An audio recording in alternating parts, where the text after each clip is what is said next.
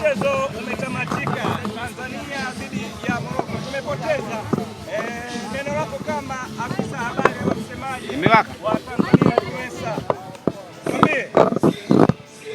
Kwanza kikubwa, awali ya yote tumshukuru Mwenyezi Mungu, mchezo umesha salama na hatuna injury yoyote, na pongezi za dhati ziende kwa mashabiki wote kwa mashabiki wote wa Taifa Stars ambao leo tumejitokeza kwa wingi katika viwanja vya Mwembe Yanga, tumeangalia mechi pamoja, na vile pongezi za dhati ziende kwa mkuu wa wilaya ambaye aliyotupa fursa hii, amesapoti vikali katika kuiwezesha Tanzania Sports Influencers katika kufanya nini, kuionyesha hii mechi hapa live kwa Watanzania.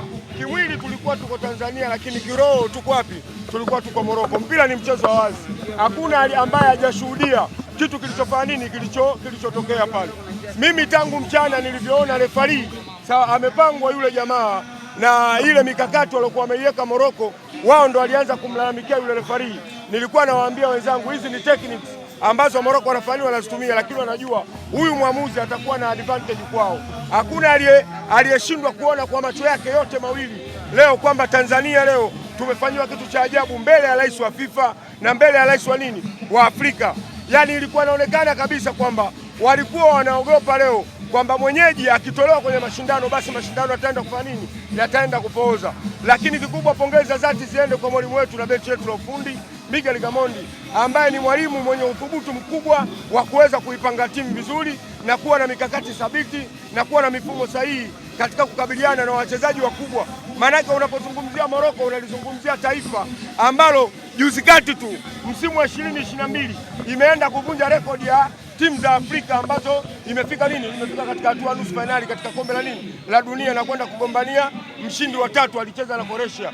Kwa hiyo kikubwa ni kuwapongeza tu wachezaji wetu na kuwapongeza vile benchi letu la ufundi na kujipongeza sisi wenyewe wa Tanzania, na ndio maana umeona sherehe zinazidi kufanya kuendelea. Wachezaji wetu leo wametimiza vitu vitatu vya mpira, yani commitment, space pamoja na time. Swala la muda, wachezaji wetu walikuwa wako makini, walikuwa na matumizi sahihi ya muda, walikuwa wanajua muda gani wakabe, muda gani wachezee mpira na muda gani wapate kufanya kushambulia.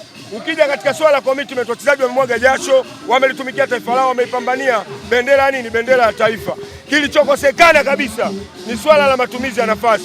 Tumepata nafasi mbili. Nafasi ya kwanza imetengenezwa na mwalimu Simon Msuva, kwa bahati mbaya amekosa ile nafasi.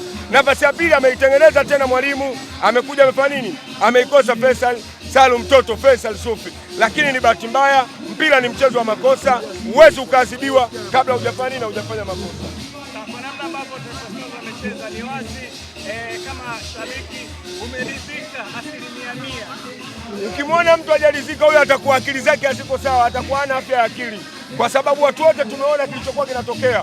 Ile nafasi ya mwisho ambayo alipata Edinado, ile ilikuwa ni penalty dhahiri shahiri, lakini mwamuzi amegoma kwenda kwenye VAR. Hata ukiangalia makosa mengine, Morocco amepewa kadi ya njano moja tu pamoja na faulo zao zote za hatari walizokuwa wanacheza, lakini kadi ya njano imetoka moja. Kwa hiyo hii ilikuwa ni mbinu rasmi katika kuwatoa wachezaji wa Tanzania.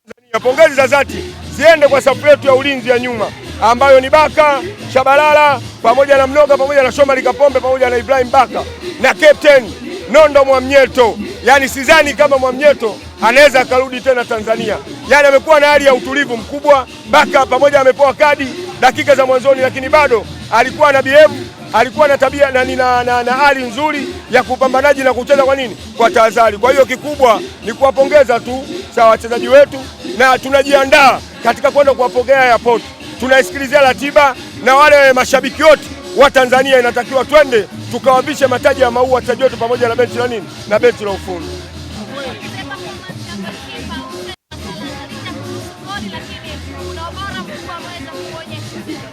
Unajua yule jamaa, yule mtoto alikuwa anacheza Real Madrid, ana akili nyingi. Yani ule mpira Masalanga alikuwa anajua ule mpira labda yule anaweza akatoa vipas au anaweza akapiga cross, lakini akaitandika pale. Kwa hiyo Masalanga akawa amepotea kama hatua moja hivi, lakini kama angekuwa na uzoefu mkubwa, ina maana alikuwa anaenda kukava post, ule mpira usingeweza kufanya kuingia, ungemgonga. Lakini kikubwa yote kwa yote ni kumshukuru Mwenyezi Mungu, wachezaji wamepambana, wameipambania nchi. Asante sana.